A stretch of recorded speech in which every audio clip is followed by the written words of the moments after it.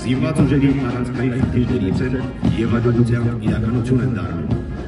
Միևնույն ժամանակ հետևողականորեն ընդլայնվում է տեղական ռազմաարդյունաբերությունը։ Մեր զինուժի սպառազինությունը համալրվում է տեղական արտադրության այնպիսի զենքերով, որոնք բացառապես հայկական մտքի և տեխնոլոգիական դերերի արտասիկ են։